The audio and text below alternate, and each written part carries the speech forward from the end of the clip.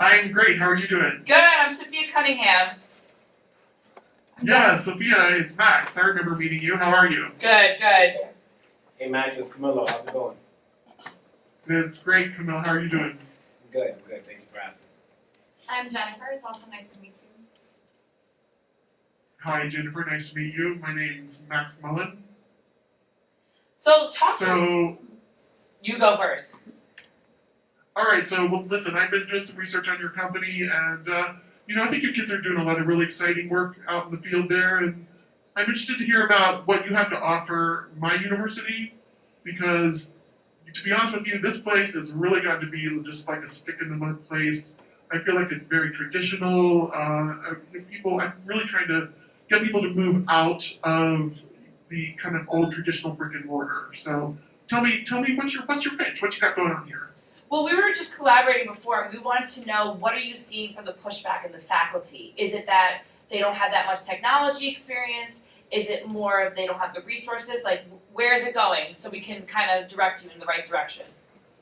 Yeah, so I mean, the pushback that I'm getting from my people is that they have they've been doing the same thing for years, and I'm really trying to get them to break out of that. They have their curriculum set up, they have their, some of them are still using Blackboard, for God's sake. I mean, I'm really trying to, so I'm trying to get them to really come into this century.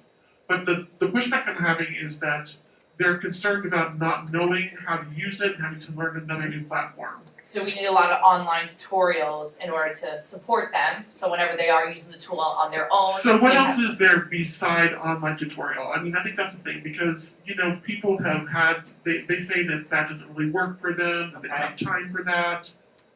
What else you got? So it's actually great that you bring that up. We actually thought that maybe for your organization, a hybrid model would be better.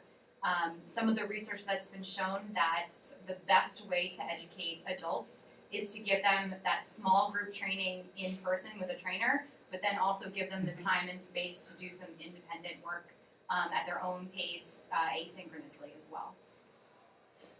Yeah. I like that idea. So what sort of model is it? Is it on demand? Well, it should go at their own pace. So if they're doing online as well, it'll go at their I get that. I understand, but I'm saying, is it on demand? Is it something where they can do it anytime they want? Oh, absolutely. Of course. Yeah, so basically we can, I think in this situation, we would start out with sort of some general surveys to find out what exact skills that they're missing and would like more information about. If you can get their motivation through Well, I mean, here's the deal. I don't really want to open it up to make it a free-for-all, so, my whole faculty is running around saying they need this and that and trying to nickel and dime me, so. So can we How work about with this? a certain, do you think we could work with a certain department to kind of launch it off before we go bigger? Yeah, I think we could do that. I think that's a great idea. We could just start with maybe, I was thinking maybe the education department. Oh, or definitely. maybe the school of nursing, something like that. Yeah, Okay, yeah. we absolutely can do a pilot program in one of those specific organizations. What I was trying to say before about answering the on-demand question, basically we'd start by outlining some skills that all of them can master.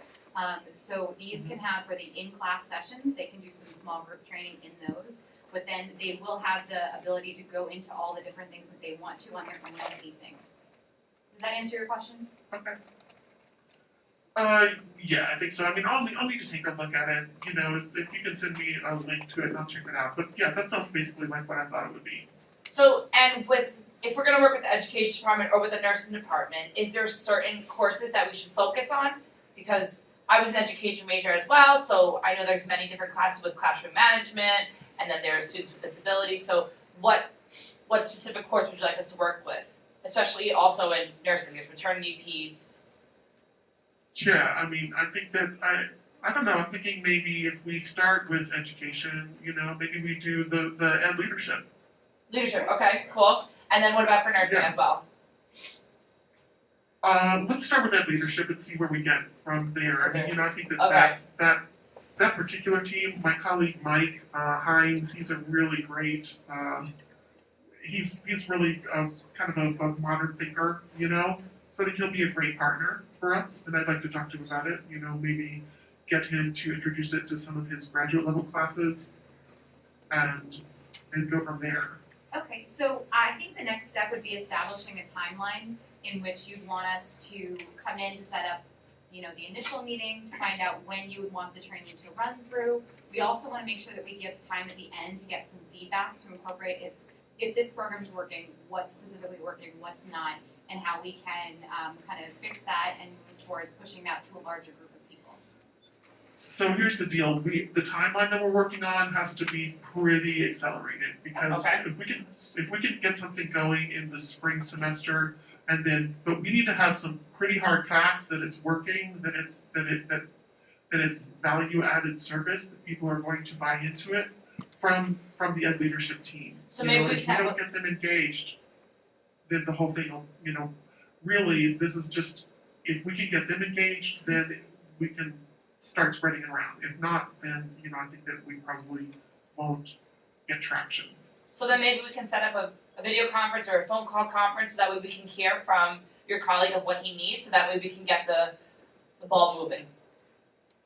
So tell me about that. Like, do you design curriculum, or will you be taking his curriculum and designing, So we would you know, We're flexible with whatever you choose. We would work with him to take his existing curriculum, because obviously your faculty are going to feel strongly about what they have created. So we're going to incorporate that into the online training so that they can see What about IP? Say IT? IP, intellectual property. I mean, you know, like Oh. a lot of his stuff is copywritten, so Oh, we just okay, want to make so- sure that it's protected. So we can Right. guarantee that everything that we create with him, the ownership falls on you. We're not claiming ownership for any of that if we're using his material. That's the concern there. with Right. using it. Yeah, it's not a concern, it's just something that I think it's better to be above board about and get on the table right away. yes, definitely. So No, let's that sounds good. I got another question. So what sort of, do you guys have anything where we could get some articles, get some PR out of this? Maybe something where, you know, the work that you do with us becomes a point of marketing, something that we could basically use as a showing that our university is really making headway in terms of being cutting edge. So let's do a case study. Since this is a pilot program, why don't we do a case study on once we work with him? Yes, I love that idea. Case study. That sounds great. So then we'll see how the Yeah. feedback was, as Jennifer was saying before, with his classmates, well, his students. Yeah, so I think that sounds great. What sort of context do you have? What do you mean in that sense? Like, if we do a case study, like, who would we get it out to? Oh, context. I thought you said context. I was like, what? No, contact. So it depends on what your target audience is. Who would be your target audience for that? I like you guys. You guys are funny. Listen, you got a joke. We like you too, We like you too. Yeah, you know what? How can we promote the college? What are you trying to really get out there? Well, like I'm saying, I'm really trying to get the sense that we are, because, you know, our institution's been around since the 1800s, right? 1880, so it's got this very kind of Historic. Historic, exactly. I mean, you know, you see my office is like wood paneling and that kind of thing. I mean, we're very traditional. So I'm trying to get the idea that although we are traditional, we also are cutting edge. We also, you Okay. know, that we are contemporary and that we are looking to really be part of the next millennium. So let's definitely also put the case study out on the New York Times, since you are historic, and that is a historic Yeah. newspaper. To go a little bit more in the modern edge, we could look to more credible sources. We could get the case study also into your local papers and in your school papers as well. Maybe you have you know, school staffs, some graduate level staff working in the school paper, and we could get them to interview us once this case study is done, and they can see how the process went. Yeah, I mean, maybe. I don't know about the school paper. I mean, you know, if that's something that somebody wants to do as a project, I think that's great. But I think getting into the Times would be terrific. I also think that maybe if we have a video of how the case study worked out, and you put it in the promotional video for the college. So when other prospects are looking at the college and they go visit the education program, they have an idea of what they're incorporating. Yeah, so like if we get into a bowl game, you know, like they'll put us on the commercial. Yes, And put that video in the commercial. perfect. So that's a good way I to, like it. to promote the education program and look what we're doing here with the integration of technology. And we have terrific Yeah, I like media partners as well, so we can make sure that everything is looking, appropriate.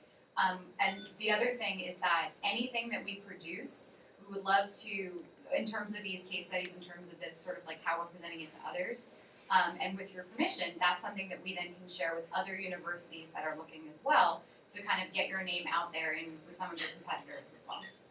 So our name, anything that we do, our name would stay attached to it. Absolutely. Like- If that's something that you would want, if it's not, then obviously we wouldn't.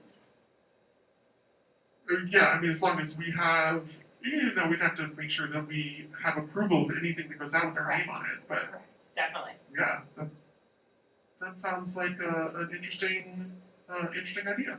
I like it. Do you have any other questions at all? Any comments, concerns?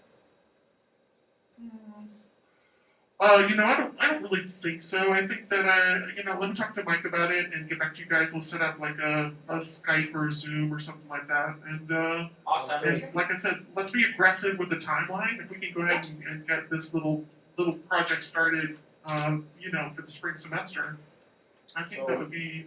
What's your availability look like, Mike? When's the next day you would wanna meet and have a video conference, and we can have Mike involved as well, so we can be all of us. You know what? I tell you what. Why don't you just shoot me a text with your information, and then I'll get back to you with some dates. Send you a calendar invite. Okay, sounds good. All right. Good. Thank you very much. Yeah. Good to see you. Good to see you too. Have a good one.